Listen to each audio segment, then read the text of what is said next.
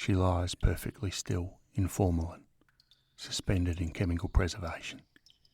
Her skin has taken on the waxy, translucent quality that comes from a decade submerged in embalming fluid. The left side of her skull shows the terrible damage. 8 blows that fractured bone and ended her life. Her face, once someone's daughter, someone's friend, perhaps someone's wife, is distorted beyond natural recognition. The yellow silk pyjamas with the Chinese dragon are long gone, catalogued as evidence. Now she wears nothing but the indignity of display. The zinc-lined bath that holds her sits in the basement of Sydney University's medical school, and the chemicals that preserve her flesh give off a sharp, clinical smell that visitors never forget. For 10 long years she's been here. Since 1934, thousands have filed past to stare. Artists have sketched her. Photographers have captured her from every angle. A death mask has been made of her face.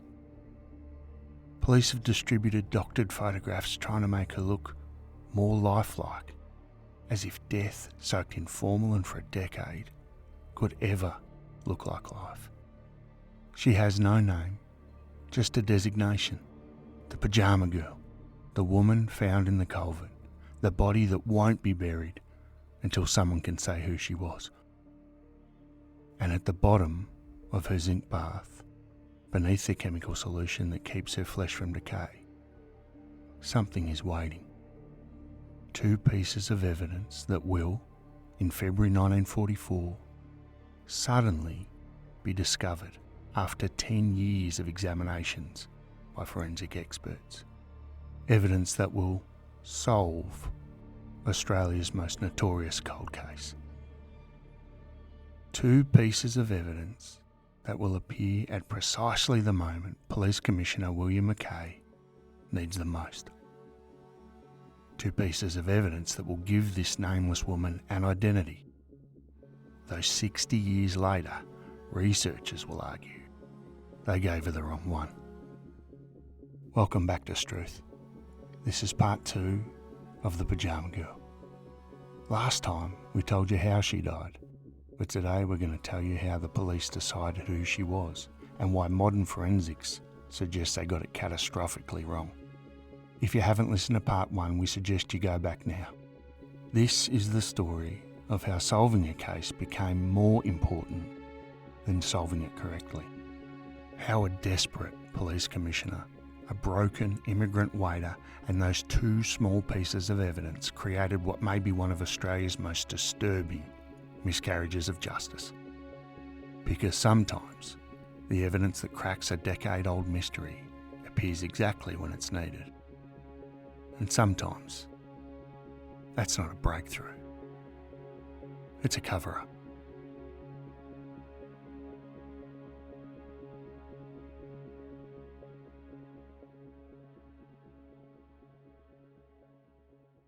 By 1944, Big Bill MacKay, who we met in the first episode of this case, had a problem.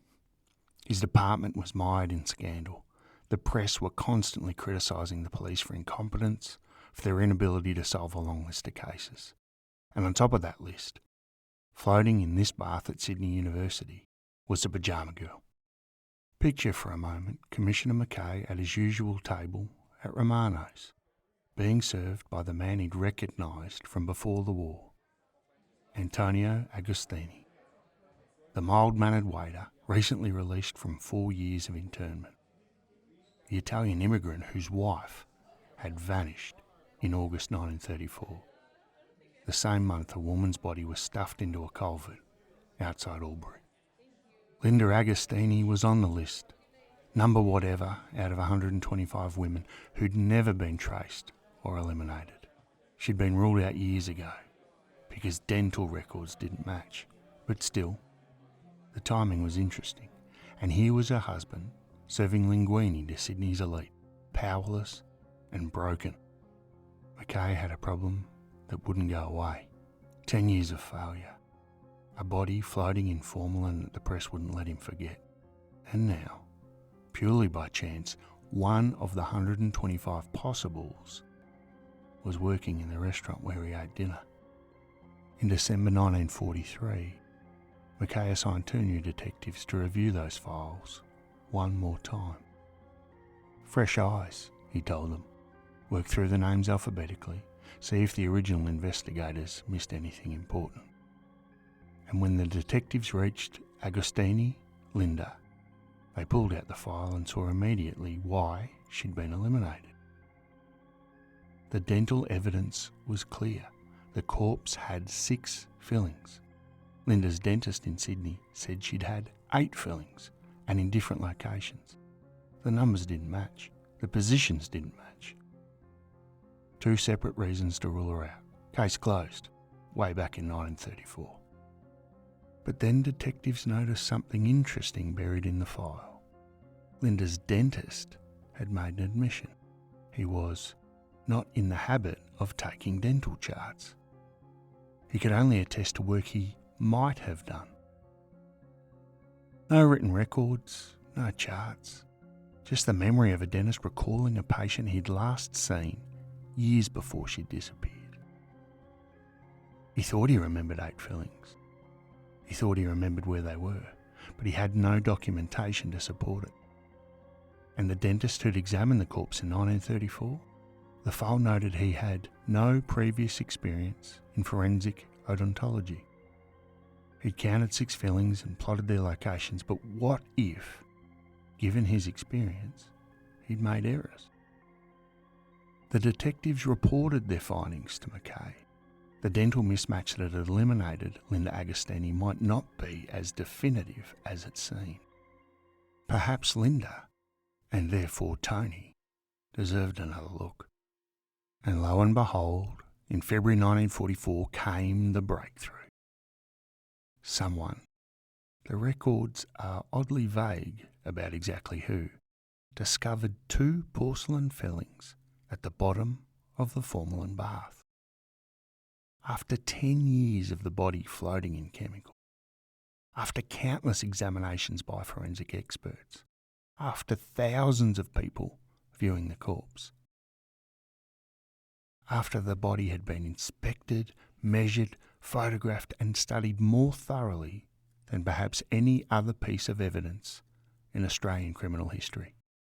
And yet suddenly, there they were, 2 more teeth fillings.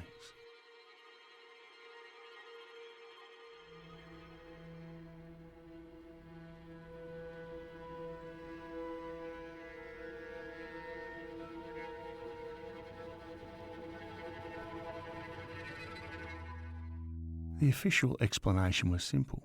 They'd fallen out over the years and been overlooked during previous examinations. An understandable mistake, given the condition of the body and the number of people who'd examined it. No documentation existed of who found them or when. No photographs captured the moment of discovery. No forensic report explained why these crucial pieces of evidence had been missed during a decade of intensive examination. They'd simply appeared, right when detectives were reviewing Linda Agostini's file, right when MacKay was under increasing pressure to solve the case. And, as you could probably imagine, those 2 fillings transformed everything. 6 became 8. The number now matched what Linda's dentist thought he remembered. But there was still that pesky location problem. The original 1934 dentist had plotted the 6 fillings in positions that didn't match where Linda's dentist remembered her fillings being. How to explain that? Simple. The 1934 dentist had made errors in plotting the dental work. Given his lack of forensic experience, this was entirely plausible. And with the newly discovered fillings and a reinterpretation of the original plotting, suddenly everything aligned. The dental match that had seemed impossible in 1934 was now a perfect smile a decade later. The body in the bath was Linda Agostini, and now all they needed was a confession from her husband. And conveniently, they knew exactly where to find him.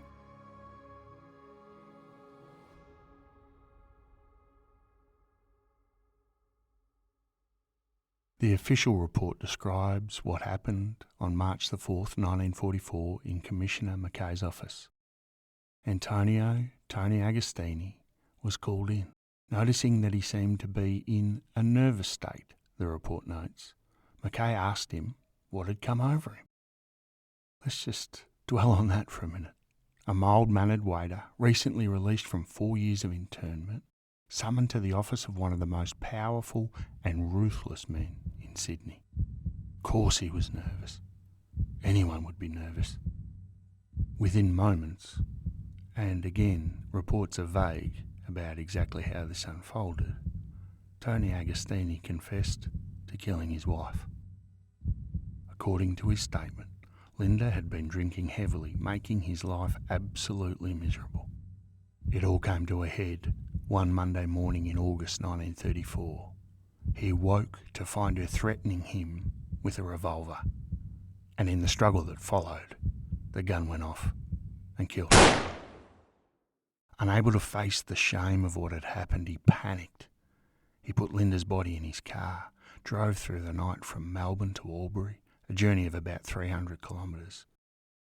And at the culvert on Howlong Road, he stuffed her body into that potato sack, doused her in kerosene, and set her alight. Then he drove back to Melbourne and never reported her missing. When people asked where Linda was, he simply said that she'd left him. It was a confession that explained everything. After 10 years, the mystery was finally solved. The Pyjama Girl had a name. Except the confession had some rather significant problems. First, there were no records of Tony Agostini owning a vehicle during the Depression. This was 1934, remember. Car ownership wasn't common. If he'd owned a car, there would be registration records, and none existed. But the most damning problem with the confession was what it didn't mention. It didn't explain the 8 savage blows to the skull that actually killed the Pyjama Girl. The gunshot wound, that was real, documented in the medical examination, but it wasn't fatal. What killed her were those 8 brutal strikes with a blunt instrument. Perhaps a tyre lever or a mallet that fractured her skull and lacerated her brain. Antonio's confession, of course, talked about a gun going off accidentally in a struggle. It said nothing about beating his wife to death. And throughout all of this, during the arrest, during the preliminary hearings, during the trial that would follow, Antonio Agostini maintained one consistent position.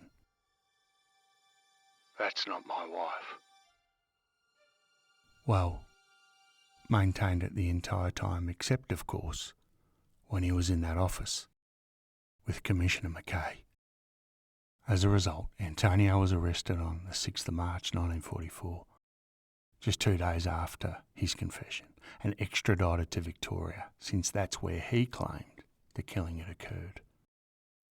The Melbourne Coronial Inquest became what was described as the longest and most complex inquest in the history of Victoria. Expert witnesses made extraordinary claims to explain away the physical discrepancies between the body and Linda Agostini. They argued that brown eyes could turn blue after death. Could they cite a single medical precedent for this? No, but it was theoretically possible. They argued that breasts could shrink after being burned. Could they explain how burning would cause that particular change? Well, no, but again, theoretically possible. They argued that the nose shape, the body proportions, even the height differences could all be explained by the violence of death and the effects of preservation. In the end, the coroner ruled that the body was Linda Agostini, and Antonio was committed to stand trial for murder.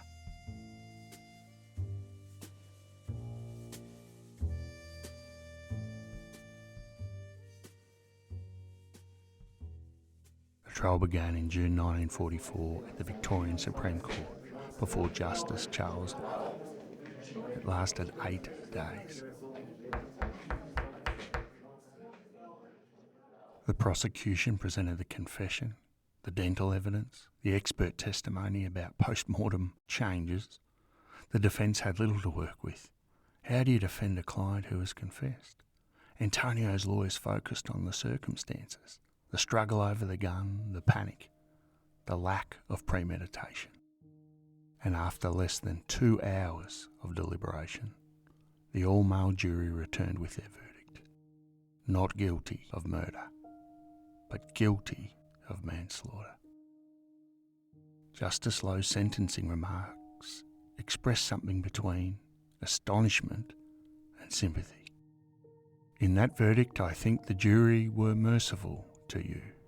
My view of the jury's findings is that they thought that you had been for so long sorely tried by your wife's conduct and had been at the time you attacked her, provoked to the limits of your endurance. Antonio received 6 years imprisonment with hard labour. He served 3 and 9 months before being released under a general amnesty in 1948. On August the 21st, 1948, Antonio Agostini was deported back to Italy. He remarried in 1952. He died in 1969 in Cagliari, Sardinia. And until the day he died, whenever anyone asked him about the Pyjama Girl, he gave the same answer he'd given for 14 years. That's not my wife.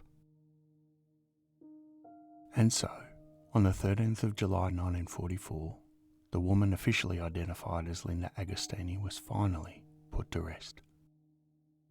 After 10 years of floating in formalin, after thousands of people filing past to stare at her, after artist sketches and death masks and doctored photographs, she was placed in an unmarked grave at Preston Cemetery. 4 journalists served as pallbearers. Think about that. This woman who'd been the centre of national attention for a decade was buried with journalists carrying her coffin because there was no one else to do it. No family came forward. Linda's relatives in England were either unaware or chose not to make the journey.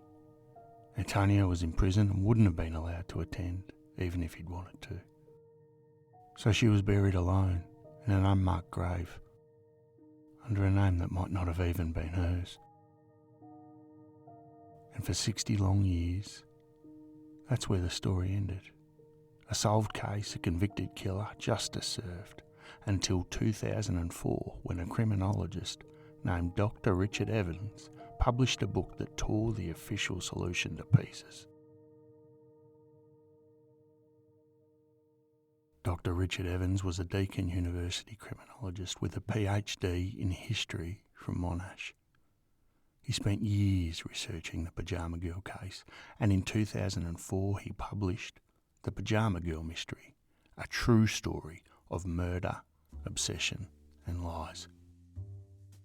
His conclusion was explosive and unambiguous.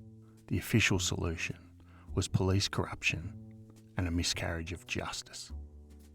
Evans documented physical discrepancies that no amount of expert testimony could explain away. The Pyjama Girl had blue-grey eyes. Linda Agostini, brown eyes. Eyes don't change colour after death. That is not how biology works. The Pyjama Girl was small-breasted. Linda Agostini was described by people who knew her as large-breasted. Burning doesn't cause that kind of change in body structure. The nose shape was different. The body proportions were different. The measurements just didn't match. But most damning of all was Evans' analysis of those 2 teeth fillings that mysteriously appeared in 1944. He argued they were fabricated. After 10 years of the body being examined by forensic experts, after countless inspections, suddenly 2 crucial pieces of evidence appear at exactly the moment when police desperately need to solve the case. And they're porcelain fillings that could have come from anywhere, placed in a bath where they'd be discovered at the perfect time. His theory was this: Antonio Agostini did kill his wife Linda, but probably much earlier than 1934. Perhaps he'd stabbed her in her Melbourne home in a domestic dispute, and perhaps he disposed of her body somewhere where it was never found. Linda Agostini did indeed vanish, and Tony Agostini may well have been the culprit. But she wasn't the Pyjama Girl. The Pyjama Girl was probably one of the other 124 women on that list. One of the untraced, the uneliminated possibilities. Her true identity died with her. So, this begs the question why Antonio would confess to a crime that he didn't commit. Evans argues that Commissioner MacKay, mired in scandal and under intense pressure to solve the case, made a deal. A desperate, broken man, just released from internment, with no money and no prospects, was offered a choice. Confess to manslaughter rather than face a murder charge, which still carried the death penalty in 1944. Serve a few years, get deported back to Italy where you wanted to go anyway, or refuse to confess and face investigation not just for this murder, but for what really happened to Linda Agostini. It's a theory, of course, speculation. Evans can't prove it, but it explains so much. It explains why Antonio always said, "That's not my wife," rather than, "I didn't kill her." It explains why the confession didn't mention the 8 blows to the skull. It could even explain why the jury delivered such a lenient verdict. They may have sensed that something was wrong with the evidence. It also explains why Antonio served less than 4 years and was quietly deported.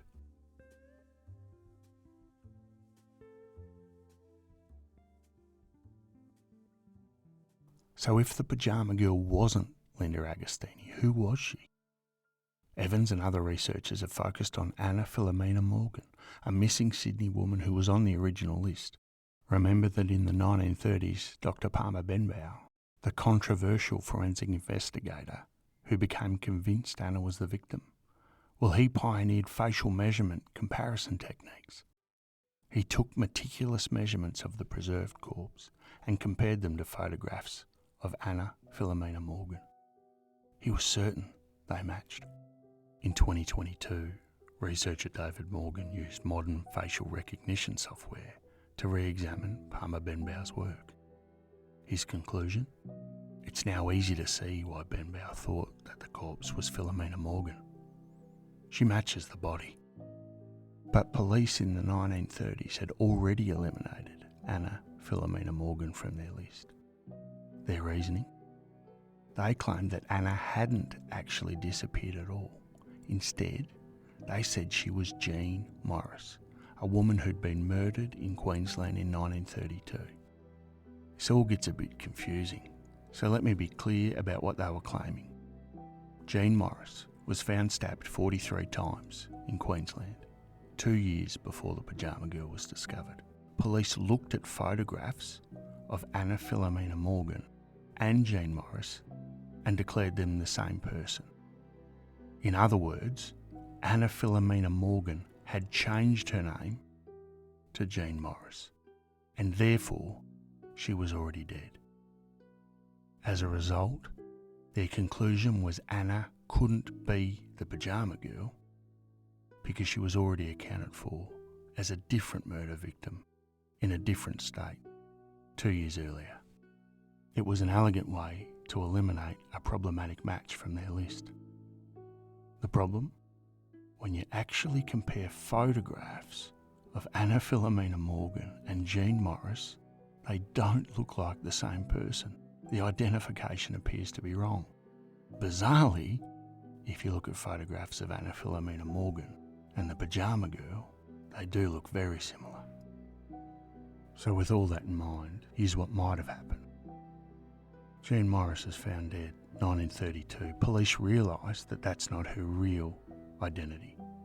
They look around for some missing women and find the name, photograph and missing persons report for Anna Philomena Morgan. Case closed. Then, a couple of years later, inconveniently, a body shows up that looks very much like Anna Philomena Morgan. This leaves police in a bit of a quandary. If they now claim that Pyjama Girl is Anna Philomena Morgan, it means they've completely stuffed up regarding Jean Morris. and they'd have to start that investigation all over again while having egg well and truly on their face. Does this help explain Commissioner MacKay's actions? Is he being pressured from elsewhere to create and support the story about Linda Agostini? Is this part of a massive cover-up, or a clear example of police incompetence stacking up on top of police incompetence? There's also the mystery of the Hessian sack. Remember those markings revealed under infrared light? DALM and ORE, believed to reference the Delmore farming district in Gippsland. The Giannoni family operated Delmore Farm in 1933/1934. They were Italian immigrants, pioneers of biodynamic farming. And Angelo Giannoni was interned during the war, just like Antonio Agostini. Is there a connection? Possibly, but no evidence has ever linked the Giannonis to the murder, and the sack's origin remains unexplained. Their stay in the internment camp, after all, occurred after the murder of the Pyjama Girl. So what we're left with is this. Somewhere in 1930s Australia, a young woman was murdered with extraordinary violence. Someone shot her, beat her to death, burned her body, and dumped her in a culvert on the border between two states. If it wasn't Tony Agostini, her killer was never caught. Her identity was stolen by police desperate to solve their most embarrassing case, maybe to cover up an even earlier mistake. And she lies in an unmarked grave under a name that probably isn't hers, while the man convicted of killing her maintained until death that he'd never seen her before. And if all that's true, the real Linda Agostini is also missing. Doesn't seem to be many winners here. The Pyjama Girl case didn't end with Antonio's conviction. It began a pattern. Dr. Richard Evans documented what happened next in the New South Wales Police Department. His research revealed that following the Pyjama Girl's case, the New South Wales Police pursued a new method of detection. Find your man and make the evidence stick. This approach led to 2 other murder convictions being later overturned when it became clear evidence had been fabricated, or at least manipulated. How many other miscarriages of justice occurred using the same playbook? We'll probably never know. The case also raised profound questions about forensic ethics, preserving a body for 10 years, displaying it to thousands of curious spectators, using it as a public attraction. These practices would be unthinkable today. They were controversial even in the 1930s, with the university registrar complaining about the morbid curiosity that it generated. But perhaps most troubling is what the case reveals about how society viewed women who lived outside conventional expectations. From the moment the Pyjama Girl was discovered wearing silk pyjamas, she was transformed into a moral lesson. The newspapers didn't need to say it explicitly. The message was clear. This is what happens to women who go astray. She was a symbol, a warning, a spectacle. And when police needed a convenient solution, they gave her a name to let them close the file and move on. Linda Agostini deserved better. Whoever the Pyjama Girl really was deserved better. They both deserved justice, truth, and dignity. And they received none of those things.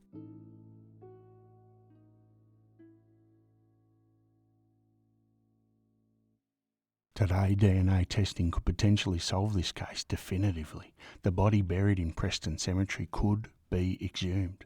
DNA could be extracted and compared to living relatives of Linda Agostini or Anna Philomena Morgan. We could finally know with scientific certainty who's buried in that grave. But authorities have stated that they have no intention of reopening the case. The investigation's officially closed. As far as the government is concerned, Linda Agostini is buried in Preston Cemetery, and Antonio Agostini was convicted of her manslaughter. So who was she? Maybe we'll never know. For 80 years, she's been waiting for someone to speak her true name. Truth.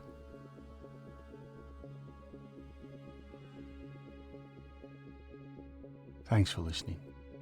If this 2-part investigation into murder, spectacle and justice kept you questioning, Follow us wherever you get your podcast. Give us a rating, tell a friend, anyone who likes hearing a good Aussie yarn. Really appreciate all the support that we get. Follow us on the socials. Just look up Struth Podcast, you'll find us out there. And if you've got an Australian mystery case, whether it be true crime or just a spooky, creepy mystery you want me to cover, flick me an email. struthpodcast@gmail.com. I do reply to all of them. It's been wonderful to hear from so many of you from around the world. I really appreciate it. Next time, we'll be exploring a very different kind of Australian mystery, a nightmare on the Nullarbor. Until then, just remember that the line between solved and unsolved isn't always where we think it is.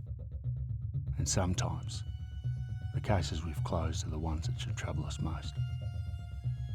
Thanks for listening.